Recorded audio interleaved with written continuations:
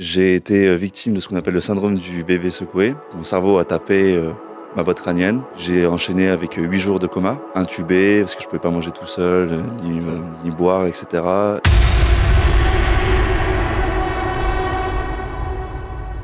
Aujourd'hui, dans Coïncidence Story, je reçois quelqu'un qui aurait dû ne jamais vivre une vie normale. Secoué à l'âge de 7 mois, devenu temporairement aveugle, déscolarisé, sans diplôme, et pourtant, aujourd'hui, il est thérapeute et il accompagne des personnes sur leur cerveau et l'analyse de leur comportement. Son histoire est à la fois choquante, mais également inspirante, et malheureusement encore pleine de zones d'ombre. Je reçois Kevin Rocorbet. Bonjour Kevin. Bonjour. Merci d'être là. Merci de me recevoir. C'est pas facile, ni pour moi ni pour toi, mais en tout cas, je pense que ce témoignage va être important pour plein de gens. Déjà peut-être pour toi, même si c'est un exercice que tu as l'habitude de faire. Et pour celles et ceux qui peuvent vivre de près ou de loin ce genre de choses, le syndrome du bébé secoué. Oui. C'est ça. Exact. Kevin, tu es né en 95 à Grenoble. Oui. Ton histoire, elle a commencé déjà un peu de manière un peu particulière. Est-ce que tu peux nous expliquer ? Oui. Alors effectivement, je suis né à Grenoble. J'ai été victime de ce qu'on appelle le syndrome du bébé secoué. Donc c'est une maltraitance effectuée sur un nourrisson. J'étais avec ma nounou. J'avais tendance à beaucoup pleurer et elle n'a pas supporté. Elle m'a pris de ses deux mains et elle m'a secoué. Donc mon cerveau a tapé ma boîte crânienne avant en arrière, ce qui m'a laissé du coup des séquelles aussi physiques. J'ai enchaîné avec 8 jours de coma et après un peu plus de 1 an où j'ai été intubé parce que je pouvais pas manger tout seul, ni boire, etc. Et voilà, très très compliqué. Donc tu nais dans un contexte où tu ne connais quasiment pas ton père. Exactement. Déjà. Ça représente quoi pour toi en tant qu'enfant, cette absence ? On va parler de plein de choses, on va rentrer un peu dans le détail parce que tu m'as autorisé de le faire. Bien sûr. Mais ça représente quoi pour toi cette enfance sans ton père ? Déjà ce cadre-là. Ce que ça représente, c'est l'absence de repères sur lesquels on peut se positionner, sur lesquels on peut s'appuyer ou se réconforter. D'autant plus avec ce qui m'est arrivé. Des questions qui restent sans réponse et aussi une certaine forme de colère ou de frustration en me disant peut-être que si il avait été là, ce serait différent. Peut-être que ça aurait été différent. Donc tu es élevé par ta mère, mais Exactement. également aussi un peu par tes grands-parents. Exactement. Quel rôle ils ont joué dans ta construction, ces personnes ? Alors mes grands-parents ont toujours été présents. Ma grand-mère aussi, beaucoup. Pour le petit fun fact, c'est ma grand-mère qui m'a coupé le cordon ombilical. Excellent. Voilà. Ok. Et donc on a un lien. Donc un lien tout de suite. Exact. Très direct. Très direct. Ok. Et puis tout au long de ma vie, ils ont essayé de faire en sorte que je puisse vivre une vie comme les autres. Oui. Donc ils m'ont parlé assez tardivement de ce que j'ai vécu. On va en parler. Mais effectivement. Ok. Quel rôle ils ont ? Donc aujourd'hui, t'as encore tes grands-parents ? Oui. Ok. Vous avez des liens forts, ils habitent à côté de chez toi, ça se passe comment ? Alors ils habitent sur Grenoble, moi je suis sur Lyon. Ouais. Mais on s'appelle de façon régulière. Okay. Et ils sont en très bonne forme. Mon grand-père m'appelle encore à plus de 84 ans, il m'appelle encore en FaceTime. Excellent. En train de faire du ski. Magnifique. Donc si j'ai sa santé. Magnifique, pourvu que ça dure. Exact. À 7 mois, ta vie bascule, tu oui. l'as expliqué juste avant, ta nounou qui fait un geste ou plusieurs malheureux. Quelqu'un arrive à la fin de cette scène et alerte. Est-ce que tu sais aujourd'hui ce qui s'est passé ce jour-là, ce moment-là, et comment ta mère a été alertée ? Alors moi, de ce que je sais, c'est que la personne qui est arrivée à ce moment précis, c'est un pompier. Donc chance incroyable. Ouais. Donc il a tout de suite pu prendre certaines choses en charge. Il a contacté des collègues à lui qui se sont déplacés.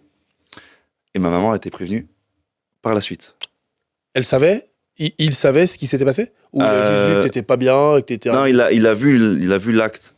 Ah, il a vu l'acte. Ah, il a vu l'acte et donc il a stoppé et après il a pratiqué les premiers soins, on va dire ça comme ça. Ok. Tu es hospitalisé immédiatement.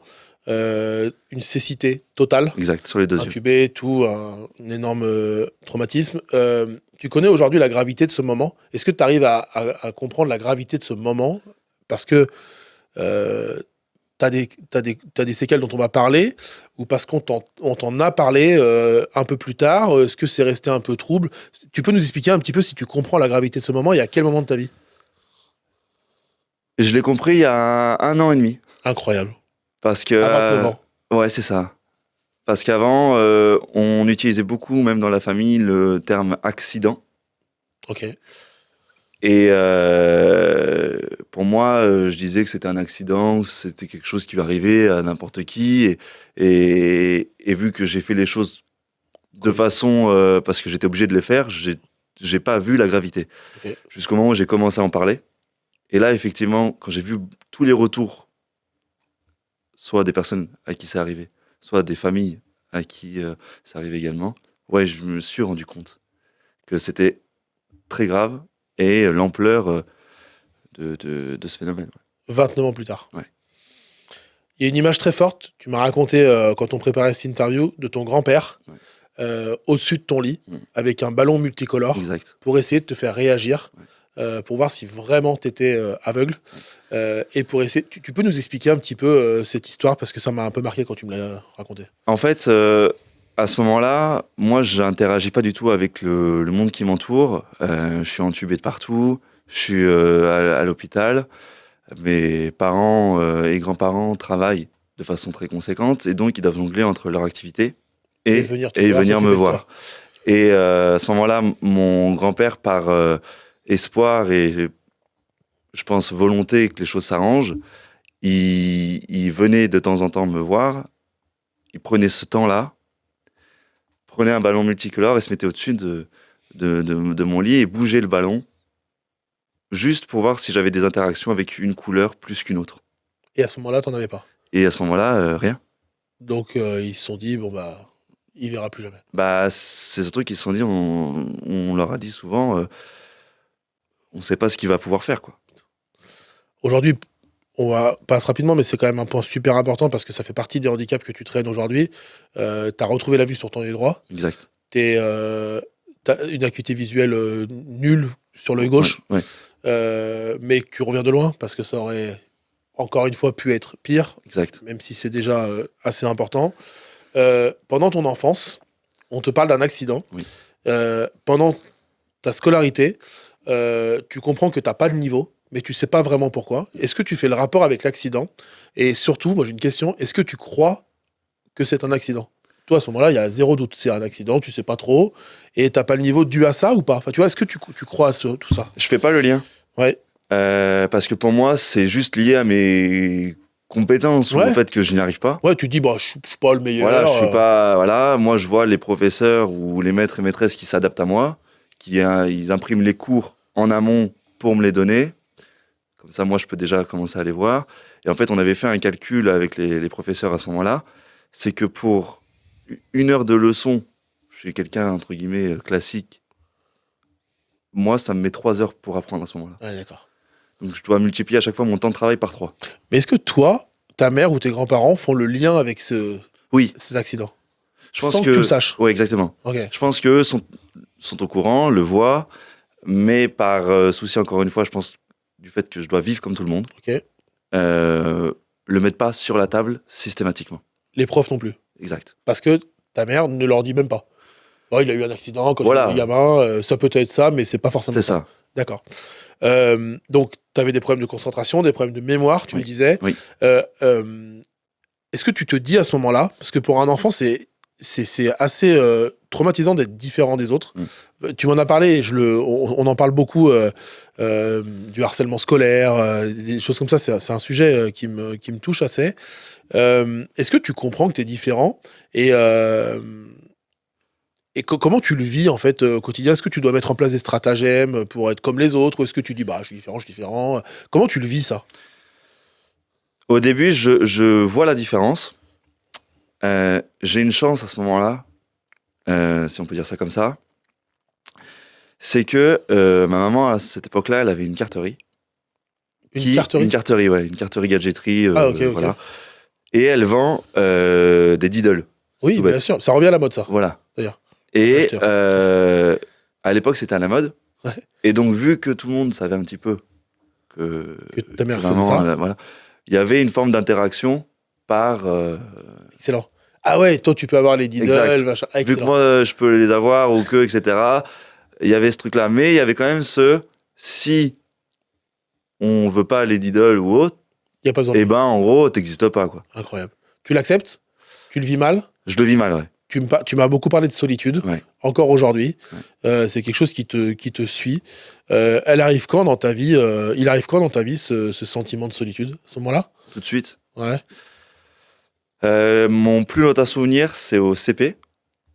Et j'ai le souvenir d'avoir déjà ce sentiment-là. Ok. Le fait de me dire, oui, je regarde les autres qui s'amusent, et puis moi, je dois faire de l'imaginaire dans ma tête.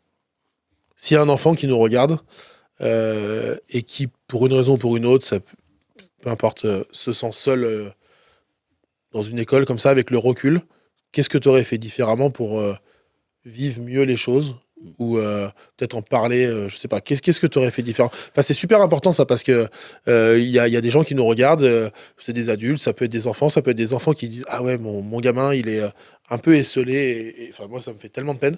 Comment qu'est-ce que tu aurais fait différemment maintenant que tu as le recul? J'aurais fait deux choses. J'en aurais parlé À qui? au professeur ou D'accord. peut-être Je me sens seul. voilà, ou à mes parents. Tu l'as jamais fait? Non. Ok. Et j'aurais écrit. Ah oui. Écrit ce que tu je ressens. ressentais ou ce que je vivais. D'accord. Pas forcément dans l'objectif de le donner, mais j'aurais écrit. Ok. Tu m'as raconté un truc. Tu m'as raconté que tellement c'était compliqué à vivre, tellement tu te sentais seul. Tu te rappelles de la première fois où une fille t'a fait la bise. Ouais, exactement. Pourquoi ça t'a marqué ça? Parce que c'est la première fois où j'ai vraiment un lien social, Une interaction. une interaction, au-delà de l'aspect masculin, mais une considération de l'autre côté, on va dire, du côté féminin.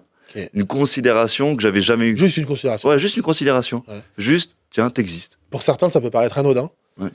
Mais quand tu te sens seul, ça t'a marqué quoi. Ah bah ça m'a marqué, je sais exactement où ça s'est passé. Incroyable. On avance un peu rapidement parce que Ouais. dans ton adolescence, t'es déscolarisé. Ouais. Est-ce qu'à ce moment-là, tu te dis quoi? Je vais me battre ou ma vie, de toute façon, je ferai rien de ma vie? C'est quoi ton vrai sentiment à ce moment-là? Je me suis jamais dit je ferai rien de ma vie. Je me suis même pas dit je vais me battre. Je me suis juste dit, C'est comme ça. bah il faut le faire, donc je vais le faire. Et c'est quoi ton premier réflexe au moment où tu te dis, où vous prenez la décision, j'imagine avec ta mère, Ouais. c'est bon, j'arrête l'école telle que les autres le font? C'est parce qu'à ce moment-là, je suis en 4e. Mhm. Très difficile, socialement, même avec tout ce qui est notes, etc. On parlait de mon père aussi, il y a eu beaucoup de choses par rapport à ça. Et je pouvais plus suivre du tout. Je faisais beaucoup de bêtises suite à des besoins de reconnaissance. Et là, on a pris la décision. Donc, soit j'allais dans un collège spécialisé, professionnel, Ouais. ou sinon, j'avais le choix de faire les cours à la maison. Et c'est ce que tu as choisi? C'est ce que j'ai choisi. Ok. Tu m'as dit que tu as toujours refusé d'être différent. Ouais. Tu penses que c'est une force ou c'est un poids plus lourd à porter quand tu es à cet âge-là? À cet âge-là, c'est difficile à porter. Ça peut devenir une force. Mais sauf que tu t'en rends pas compte. Mais voilà, c'est une force qui arrive sur le tard. Pardon, vas-y. Non, c'est bon. Non, je voulais juste te demander, je reviens sur un point, que ce soit un enfant ou un adolescent, c'est vraiment, qui nous regarde là, et qui se sent seul, je suis désolé, mais je veux vraiment insister là-dessus. Qu'est-ce que tu pourrais lui dire droit dans les yeux à cette personne?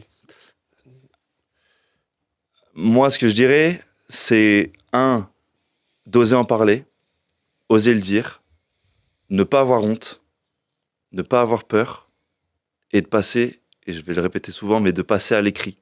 Parce que quand on passe à l'écrit, on vide son sac, et ça fait vachement du bien. Ok. On avance un peu dans les âges.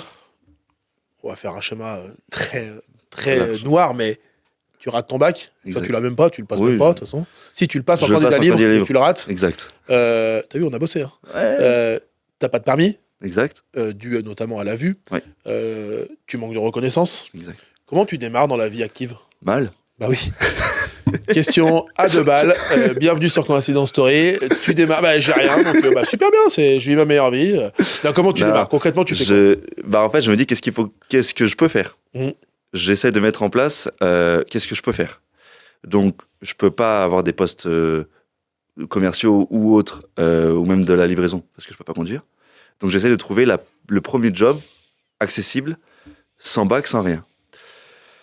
Et je trouve des postes de plongeur en cuisine. Ouais. Et en fait, quand je rentre dans l'aspect professionnel, je me dis toujours, si je vais quelque part, j'aimerais bien aller jusqu'au bout. Okay. Donc tu te fixes un objectif. Je me fixe un objectif à chaque fois. Okay. Donc je fais plongeur. Et je démarre comme ça. Okay. La plonge. Donc tu m'as dit, pour résumer, je vais leur expliquer, dès que je commence un boulot, ouais, je me fixe un objectif. Quand j'atteins cet objectif, je me casse. Exact. Je la résume. Oui, c'est à peu près ça. Donc, dans ta tête, c'est je serai jamais en CDI. Exact. Pour toi, c'est quoi? C'est une promesse que tu te fais parce que tu te balances un objectif, tu te balances un défi, ou c'est une peur de se stabiliser? Tu vois, ça peut être un peu les deux. Ça peut être les deux. En fait, moi, j'ai un rapport à l'échec qui est très personnel. Ok. Au plus une situation pour moi est vouée à l'échec, au plus moi ça me donne envie. Bienvenue au club. J'adore ça.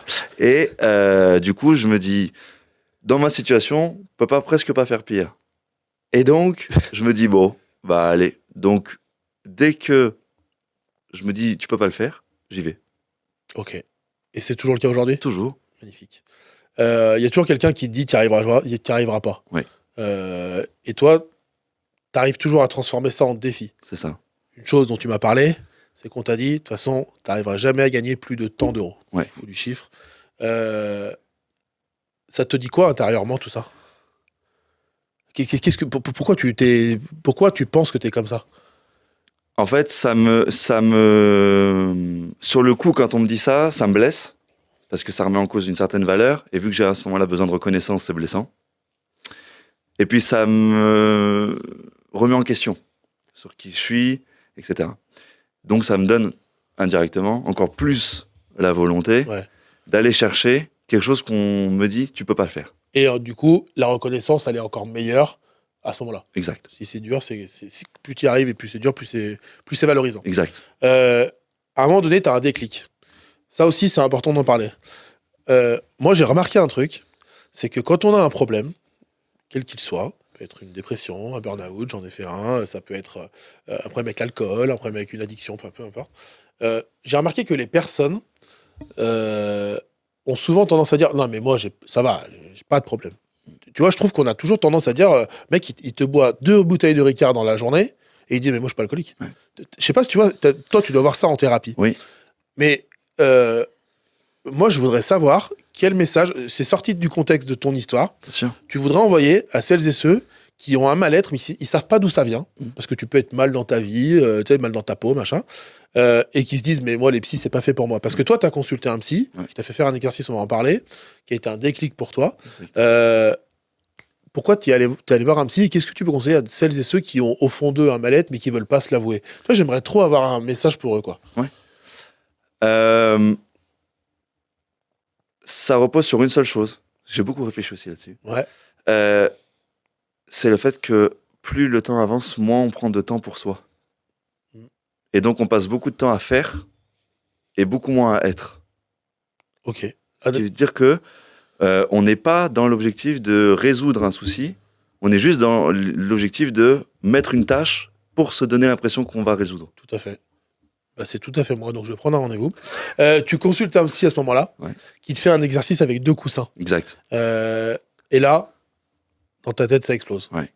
Tu peux nous expliquer ce qu'il en sort de ça? Tu peux nous expliquer un peu l'histoire de ce truc-là? Je suis pas bien du tout par rapport à mon histoire avec mon papa. Et je vais voir un monsieur sur Grenoble qui me dit, tu prends 2 coussins, tu imagines que c'est tes parents, et tu vas verbaliser le fait que tu les excuses. Moi, c'est un exercice qui est très violent, parce que du coup, ça conscientise quelque chose dont j'ai pas envie à ce moment-là. Et donc, je me sens vraiment forcé à le faire. Et en fait, ça me fait c'est même plus qu'un déclic, ça me fait vriller dans ma tête. Et j'amène à être en colère contre tout et contre tout le monde. Alors que tu n'avais jamais ressenti ça avant. Alors qu'avant, ça allait. Des fois, ça va pas, mais pas jamais. Voilà, mais jamais à ce ce niveau-là. type de colère-là. Jusqu'à un moment donné où j'écris. Mais j'écris des choses très négatives suite à cet exercice. Notamment sur ma grand-mère. D'où le lien qu'on parlait tout à l'heure. Et j'écris des choses Pas gentil. que je regrette encore aujourd'hui. Et tu te dis, quitte à l'écrire, autant sortir un livre. Voilà. Parce qu'on va aller jusqu'au bout du truc. Autant aller jusqu'au bout. On va sortir un livre, on va le vendre sur Amazon. Exact. Et c'est ce que tu fais. Exact. Ok. Et ce livre? Et ce livre, j'ai qu'une seule personne qui l'achète. Donc je suis content, je me dis, ça y est, Oui, ça c'est le démarre. début de la gloire. C'est mon grand-père qui l'achète. Incroyable. Et en fait, quand il l'a, il me le dit pas. Je suis convoqué dans son bureau. Et moi, je me dis, bon, Ouais, il veut me voir. j'ai dû faire quelque chose, Ouais. mais je suis à 1000 lieues de savoir. Mm. Et en fait, quand j'arrive, il a une grosse pile avec plein de choses surlignées. Et je me demande, qu'est-ce que c'est? Et je reconnais le titre du bouquin que j'ai écrit. Il a bossé le bouquin. Et en fait, mon grand-père me dit aller jusqu'au bout des choses aussi. Et en fait, il m'a dit, bah, tu sais quoi? Maintenant, eh ben, on va tout regarder. Point par point, Point par point. il te démonte les phrases. Pas un point par point. T'as passé du temps. Oui. C'est quoi ton sentiment quand t'es face à ton grand-père avec ton livre? Le seul acheteur du livre, c'est quand même lui. Il te démonte les phrases. Ou pas. Il analyse toutes les phrases. Il analyse toutes les Plutôt. phrases. C'est quoi ton sentiment? Tu dis putain. Au début, je suis tellement en colère que je me dis pas que j'ai fait une connerie. Ok. Je me dis, c'est comme ça, vous avez qu'à assumer. C'est la première chose que je me dis. Et en fait, avec le recul, j'ai relu. Et c'est très, très compliqué, ce que j'ai écrit. C'est très, très C'est quoi dur. la relation maintenant, aujourd'hui, avec eux? Et ben aujourd'hui, ça va beaucoup mieux. Tu leur as dédicacé ton livre? Non, par contre, j'ai une anecdote, c'est que je suis en train d'en écrire un autre, Excellent. justement pour rattraper Excellent. cette chose-là, que je nommerai à ma grand-mère. Ok. En disant la vérité, Ouais, exact. mais en étant peut-être un peu moins piquant. Oui, C'est ça l'idée? exact. À quel moment tu comprends que ta colère peut devenir une force? Je la comprends dans une de mes expériences où je suis dans la vente et j'essaye de travailler un peu. J'ai un manager qui est assez dur et beaucoup de personnes autour sont un peu intimidées par ce monsieur. Et je me dis, bon, moi j'ai un souci déjà avec l'aspect masculin à ce moment-là, donc je me dis, je vais pas me laisser faire. Ouais. Et au lieu d'essayer d'aller vraiment contre et de lutter, on va dire ça comme ça, je me dis, ok, je sais que son comportement me génère cette colère-là, mais vu que ça fait longtemps que je la traite et que je sais ce que ça fait, bah finalement ça m'aide à pas péter un plomb Ok. ou à pas lui poser la démission sur le bureau et dire bah c'est bon, je m'en vais. Ok. Et donc, ça t'aide à comprendre peut-être mieux les comportements des gens Exact. et à t'intégrer un peu plus facilement face à des personnes qui ont un comportement un tout petit peu en décalage sur la normalité, entre guillemets. Quoi. Oui. C'est ça. Ok. Puis c'est surtout que ça m'a aidé à apprendre et à prendre conscience d'une phrase qui est incroyable quand on y pense, c'est de se dire que quand quelqu'un est en colère contre nous, c'est sa colère, c'est pas la mienne. Ok. Ça lui appartient. Il a ses C'est raisons. sa colère, c'est pas la mienne. Hmm. Donc moi, j'ai pas besoin de porter son truc. Très bien. Tu passes de plongeur Ouais. à coach, Exact, puis formateur à la FNAC pour Ouais. des assurances. c'est ça. Tout ça sans diplôme. Ouais. Je passe parce que c'est important, mais je voudrais te demander, à un moment donné, on t'offre un master RH, Ouais. parce que pour avoir ce master, il faut avoir le bac. Ouais. T'as pas ton bac, bref, l'histoire elle est comme ça. Comment tu fais pour arriver quand même à avoir une détermination aussi forte avec autant de bagages lourds sur tes épaules et arriver toujours à trouver cette motivation et à faire une force, parce que entre temps tu as créé un profil LinkedIn Kevin Rocorbet, sur lequel tu parles de tout ça. Tu t'es lancé là-dedans en parlant avec, franchement, là, sans filtre. Ouais. Où tu trouves tout ça et comment tu fais pour arriver à... comment ça peut inspirer des gens qui nous regardent là, qui croient que tout est foutu, en fait?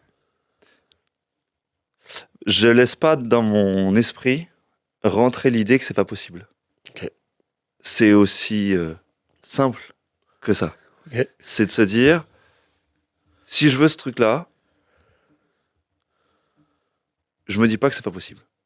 Et tu l'auras. Et je vais Tu faire en feras sorte, tout pour l'avoir. et je vais faire en sorte d'atteindre cet objectif. Et à l'inverse, si tant est que tu vives un échec, ce qui a dû arriver, tu le vis comment? C'est J'aime plus bien. fort. Ah ouais? Ouais. Ok. Parce qu'en fait, ça me montre déjà que je me trompe. Ça permet de Ça te garder. remet un peu les pieds sur terre. Exactement. Ça Ok. met une forme d'humilité. Ok. Et puis, vu que j'aime bien l'aspect analytique, je reprends le fil de toutes les actions que j'ai Pour faites savoir où ça a bugué. et pour savoir où il y a eu un couac. Ok. Avant de parler de ce que tu fais aujourd'hui et de la naissance du thérapeute, de Kevin thérapeute, on va juste revenir 2 petites minutes sur ton papa. Oui. À l'âge de 26 ans, 26 ans plus tard, tu revois ton père Exact. et tu lui donnes rendez-vous sur les marches du tribunal de Lyon. Exact. Un petit peu provocateur sur les bords. Oui, j'aime bien. Ok. Qu'est-ce qu'il te dit à ce moment-là? Je pense qu'au début, il a envie de m'insulter Ouais, parce que je vais pas trop laisser le choix, mais il vient quand même. mais il vient quand même. Donc, il est plus là par obligation que par envie. Et puis, on discute. Ça dure 1 heure, 1h30. Et en fait, j'apprends des choses que j'avais forcément. Pendant 26 ans, tu ne les connaissais pas. Voilà, c'était inconnu pour moi. Et on parle de beaucoup de choses, notamment le fait que j'ai des demi-frères et sœurs. Tu savais pas? Moi, je savais, mais lui verbaliser et lui en parler à lui, c'est la première fois que je le faisais. Et donc, j'ai dit, je sais où il travaille. Ouais, tu mets un visage, je sais, une vie, voilà, je sais où ils ont fait leur étude. Et en fait, je fais un petit peu je clôt le chapitre, on va dire ça comme ça. ok. T'en avais besoin. Ouais. Tu pleures? Euh, Ça t'arrive? oui, ça m'arrive de pleurer, bien sûr. Et avec lui? Non. Ok. Non. J'ai pas pleuré avec lui. Des fois, ça m'arrive de pleurer quand je vois un moment où il y a un papa qui est avec son fils. Bien sûr. Il y a des moments où je suis assez attentif. Et là, ça me fait une émotion. Ok. Mais tout de suite, j'essaie de la projeter en disant, c'est ce que je ferais moi. Ok. Est-ce qu'aujourd'hui, à 30 ans passés, c'est quand ton anniversaire? Le 19 août. Ok, donc à presque 31 ans. Exact. Est-ce qu'aujourd'hui, tu estimes avoir eu toutes les réponses par rapport à ce qui s'est passé ce jour-là? Non. Il te manque encore des trucs? Ouais. Il te manque quoi? Enfin, c'est peut-être indiscret, mais Non, pas tant. Il y a des sujets qui resteront, je pense, sans réponse. sans réponse. Mhm. On a eu une très très grosse discussion avec mes grands-parents et ma maman justement par rapport à ça au novembre dernier. J'ai eu les réponses aux questions que j'ai posées, mais je sais que... Il y en a que tu n'en auras pas. Exact. Et tu penses qu'il y a quelqu'un qui les a? Oui, Mais tu les auras jamais. exact. Ok. La MDPH, Ouais. c'est la maison Départemental, le handicap, des personnes en situation de des handicap. personnes en situation de handicap. À un moment donné, tu te dis, au bout d'un moment, j'ai des handicaps, je vais les faire reconnaître. Exact. Donc tu vas à la MDPH. Pour ceux qui ne connaissent pas, c'est là où on va quand on a des handicaps pour se faire reconnaître en tant que notamment que travailleur handicapé, des choses comme ça. Exact. Ce passage-là à la MDPH, tu m'as dit que c'était un choc pour toi. Oui. Tu peux nous expliquer? Oui, parce qu'en fait, je pose le dossier le même jour où je vois mon père. Tu dis, ce jour-là, c'est le Comme- premier jour du reste de ma vie. Oui, on va dire que dans la philosophie de toujours aller toujours plus loin, et voilà, je me dis autant tout faire le même jour, comme ça c'est fait. Incroyable. Ok. Et donc, je fais le même jour, je pose ce dossier. Très difficile parce que quand je pose le dossier, il est étudié et à un moment donné, je suis convoqué pour expliquer un peu les thématiques qui sont les miennes, etc. Et j'ai devant moi 2-3 personnes qui m'expliquent ce qui peut se passer, les aides potentielles, etc. Et à un moment donné, il y a des questions auxquelles j'ai pas de réponse. parce que j'ai pas ces réponses-là à ce moment-là. Bien sûr. Et l'un des messieurs me dit, mais monsieur Corbet, comment vous voulez qu'on mette un dispositif en place par rapport à vos besoins si vous ne savez pas vraiment ce que vous avez et si vous ne savez pas vraiment ce qui vous est arrivé? Ah ouais, donc c'est de ta faute en fait. Et en fait, je le prends comme un uppercut assez violent. Et puis après, ça m'a fait réfléchir Ouais. sur vraiment, du coup, qu'est-ce qui s'est passé. Et j'ai dû reprendre, moi, tout ce qui est dossiers médicaux, carnet de santé, etc. En fait, j'ai refait le fil de ma vie. Ça t'a permis aussi de réfléchir, encore une fois, Exact. sur toi-même. Là, tu t'intéresses au cerveau, Oui. au neuro. Oui. C'est là que commence ta nouvelle vie. Exactement. Aujourd'hui, tu peux nous expliquer ce que tu fais, Oui, ce qu'est le neurofeedback. exact. Et pour celles et ceux qui ne connaissent pas, déjà, comment tu es arrivé là-dedans Ouais. et ce que tu fais concrètement. Ok. Donc, quand je pose le dossier, on me demande de réfléchir à ce qui m'est arrivé. Je fais le bilan de mon histoire et je me rends compte qu'il y a beaucoup de choses que je ne sais pas par manque, non pas de savoir sur ce qui s'est passé, mais par manque technique. Ouais. Donc, je vais aller chercher dans ce technique. Dans tout ce qui est aspect neurosciences, tout ce qui est au niveau de la cognition, de la réflexion, de la psychologie. Et en fait, je tombe dans ce sujet, à ce moment-là, je reste dedans. Je développe après une grosse fascination pour tout ce qui est neurosciences, compréhension du cerveau, jusqu'à me taper des fois 3 heures de conférences sur le cerveau, et à la regarder plusieurs fois de suite. Et en fait, je lance et je découvre le neurofeedback. Le neurofeedback, c'est un outil qui agit directement sur la plasticité neuronale. Donc c'est un outil à l'aide d'un retour sonore ou visuel qui permet de, si on simplifie, on vulgarise, de réorganiser ou d'entraîner son cerveau à retrouver une stabilité au niveau de son propre fonctionnement. Incroyable. Voilà. Ça fait combien de temps que tu fais ça? Ça fait 4 ans. À qui tu t'adresses? Je m'adresse à des personnes qui sont ou qui ont vécu une dépression, un burn-out, des deuils aussi. J'ai des personnes maintenant, avec tout ce que j'ai pu aussi apprendre par la suite, dans des thérapies de couple, par exemple, et de l'accompagnement plus général, on va dire. Ça fait pas un blackout. Non. Ça réorganise. Exact. Ça entraîne. Exact. C'est un muscle. Oui, voilà. En fait, L'idée, c'est ça. ça entraîne le cerveau. Pour donner une idée simple, une fois, j'ai une personne qui vient pour un deuil très difficile. Elle n'arrive pas à me donner le prénom de la personne qui est partie. C'est normal, ça fait partie des étapes du deuil et de l'acceptation, etc. Et on fait ce travail-là avec le neurofeedback. Et en fait, je lui dis, on ne va pas vous enlever votre douleur. On va faire en sorte de modifier la perception au niveau émotionnel. Et la personne, au bout de 3-4 séances, elle arrive et elle me fait des blagues, carrément en m'incorporant la personne qui est décédée. Ok. Comment on peut Tu es basé à Saint-Genis-Laval, Exactement. à côté de Lyon, et tu fais également des visios, Oui. parce que tu as développé cette technique sans forcément être physiquement avec toi. Exact. Donc tu as des mecs ou des nanas, Ouais, des gens, des gens, ouais. de Dubaï, tu C'est travailles ça. avec le monde entier presque aujourd'hui Ouais. là-dessus.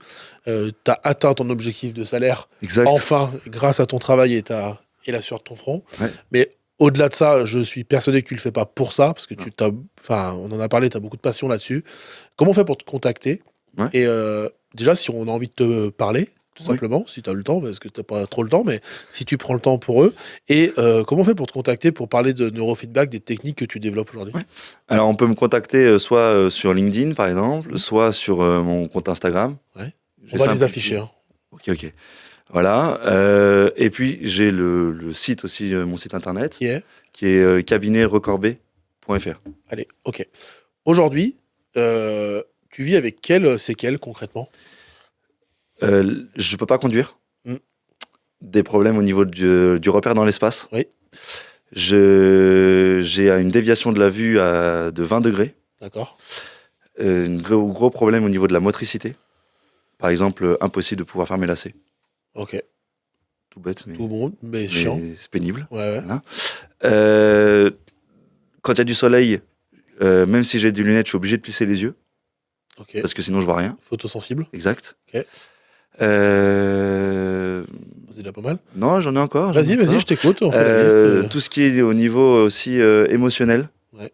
il y a quelque chose qu'on appelle, il y a l'empathie, et puis il y a l'autre point inverse qui est l'apathie de mémoire, si mon mot est exact.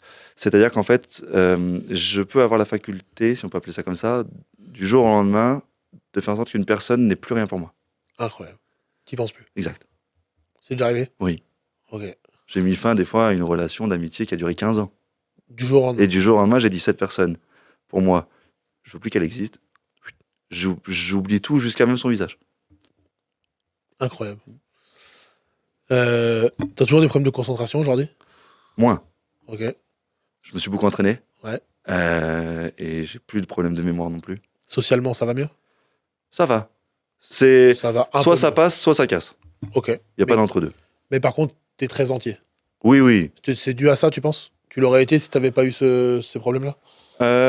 Oui, je pense. Ok. C'est ta personnalité. Oui, c'est ma façon d'être. Avec tout ce que t'as vécu, c'est quoi ton moteur aujourd'hui? Alors, ça va être très étrange, mais Vas-y. la solitude. Ah ouais? Ouais. T'en as besoin? Ouais. Ok. Maintenant, j'ai besoin d'avoir des moments où je suis tranquille et où je suis seul. Bah là, t'es sursollicité, particulièrement en cette période. Il y a une journée nationale, c'est ça? Oui. Tu peux nous dire un peu? Le 5 avril, Ok. c'est la journée nationale du syndrome du bébé secoué, D'accord. qui se passe du coup tous les ans, avec une association qui défend, etc., ces choses-là. Et oui, c'est le 5 avril. Si tu pouvais parler au Kevin de 10 ans, Ouais. d'accord? Tu lui dirais quoi? Qu'il avait raison, De c'est tout. quoi? Il avait raison de quoi? D'être comme il est? De pas se laisser croire qu'il était fou. Ok. De quoi t'es le plus fier aujourd'hui? Et de la relation que j'ai avec mon frère. Ah oui, je t'ai pas demandé, t'as des frères et sœurs? Ouais. T'en as combien? J'ai un petit frère. Ok. Ça a changé quelque chose? Il prend soin de toi? Ouais, Il a pris soin de toi? ouais, Tu prends soin de lui? ouais. Ok. J'essaye. Ok. Il habite par là? Il habite vers Bourgoin. Et il s'appelle comment? Hugo. Ok. Qu'est-ce que tu referais différemment si tu devais revenir en arrière? Euh, Rien. Parfait. T'es fier? Rien. Rien parce que j'ai appris à apprécier tout ce que j'ai vécu. Ok. Donc, rien. J'ai une avant-dernière question. Est-ce que tu penses que ton histoire est totalement comprise aujourd'hui? Non. Pourquoi? Je comprends pas qu'on comprenne pas. Qu'est-ce qu'ils comprennent pas, les gens? Ils comprennent pas que, vu que physiquement je parais, on va dire, normal, si on prend leur terme, que ça peut me toucher à ce point-là. Si je reprends ce que m'a dit une fois mon grand-père, c'est bon, ok, t'as ton truc, c'est comme ça, je paraphrase. Bon, on va pas en faire tout un plat, c'est bon, maintenant t'y vas, et puis t'es comme tout le monde, quoi. Ok. Quand on a eu notre discussion au mois de novembre, j'ai commencé vraiment à lever le ton entre lui et moi. La première fois de ma vie que j'ai fait cette chose-là, parce que lui, il persiste à dire que c'est un accident. Encore aujourd'hui? Encore aujourd'hui. N'importe qui aujourd'hui, même dans ma famille, ils disent que c'est un accident. D'accord. Et moi, je me bats Pour leur dire. pour dire non, non, ce que j'ai eu, c'est grave. Ouais. Si on se refait cette interview dans 5 ans, Ouais. tu me diras la même chose? Je pense, parce que c'est ce que tu as vécu. Tu seras où? Tu feras quoi dans 5 ans? Je suis pas sûr que je serai en France. Je pense que j'aurai toujours le cabinet, Ouais, j'espère. dans une autre, peut-être dans une autre dimension. Mhm. Et puis, je pense que j'espère quand même être Bah ouais. toujours marié à ce moment-là. Bah oui. C'est important. Bah oui, parce qu'entre-temps, effectivement, tu t'es marié. Exact. Donc ça, c'est quand même hyper positif Ouais. socialement. Ouais. J'espère qu'un jour, tu auras des enfants, si tu en as envie, et que tu construiras ta vie. Et puis un jour, tu seras peut-être plus en France, et peut-être moi non plus. Peut-être qu'on Bah oui. habitera à côté. Puis Exact. j'ai envie d'aller Tu au seras même endroit voisin. avec toi. Donc, Ah bah voilà. bah voilà, je te remercie encore. Est-ce qu'il y a peut-être quelque chose qu'on a oublié? Parce qu'on a passé du temps ensemble au téléphone à parler de tout ça. On peut pas parler de tout. Oui. Parce que sinon, les gens, au bout d'un moment, ils ont autre chose à foutre. Même si moi, ça me passionne et ça passionne certains. Donc j'essaye de faire court et aller à l'essentiel pour faire passer les messages importants. Mais est-ce que tu veux rajouter quelque chose? Oui. J'ai j'ai 2 messages pour 2 personnes différentes. Un pour ma grand-mère, à qui j'ai fait beaucoup de mal pendant un certain temps dans ma vie, qui m'a toujours soutenu, qui m'a gardé quand j'étais petit, qui m'a porté. Et aujourd'hui, je regrette beaucoup de choses que j'ai pu faire ou dire, parce que j'ai qu'une grand-mère et parce que elle a une force extraordinaire et j'essaye de m'en inspirer tous les jours. Et puis il y a aussi un message par rapport à mon petit frère, parce que la journée de la sensibilisation tombe le jour de la date d'anniversaire de mon petit frère aussi. Et mon petit frère a eu un impact dans ma vie où en fait il m'a sauvé la vie. J'étais tellement seul que quand il est arrivé au monde, je me suis dit ça y est, je suis plus seul, je vis pour quelqu'un. Vous avez combien d'années de différence? On a presque 10 ans. Ah ouais. Donc là, tu l'as vraiment, tu Ouais. l'as vraiment vu arriver, quoi. Bah, je l'ai douché, je lui ai donné à manger, je lui ai fait faire ses devoirs. C'est toute ma vie, quoi. C'est pas mon enfant, mais c'est toute ma vie.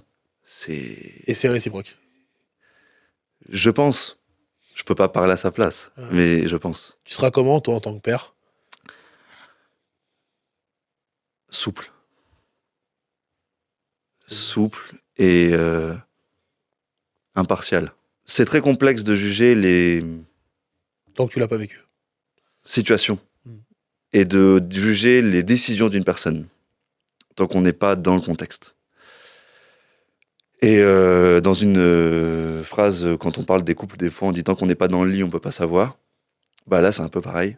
Et donc j'essaierai d'être le plus impartial possible pour prendre une place d'écoute et pas de guide, mais en tout cas pour lui permettre de prendre les meilleures décisions. Juste. Voilà. Je voudrais tester le mot de la fin. Ouais. Je voudrais surtout te remercier d'avoir accepté. Je voudrais remercier Bruno qui nous a mis en contact. Oui, exactement. Jocelyne, Oui, sa maman. effectivement. Et on habite à côté. Donc, je suis persuadé qu'on va se revoir. Et dans d'autres occasions, on a parlé de ça, maintenant c'est fait. Mais en tout cas, on pourra se revoir. C'était très agréable de discuter avec toi. Je pense que ça a appris plein de choses aux gens. Et je te laisse le mot de la fin. Moi, je voulais vous remercier de nous avoir regardés. Vous pouvez vous abonner, hein, ça coûte rien. On fait pas ça pour les vues, mais quand même, ça fait plaisir. Bah, merci de m'avoir reçu. J'aimerais juste te dire que même si on pense que des fois, il y a beaucoup de choses qui sont perdues, rien n'est définitif. Absolument rien. Moi, on m'a dit que je pourrais jamais écrire correctement de ma vie. On m'a dit que je pourrais jamais rien faire vraiment de ma vie. Et pourtant, aujourd'hui, j'arrive à avoir une vie comme tout le monde et à kiffer. Je te souhaite que du bonheur.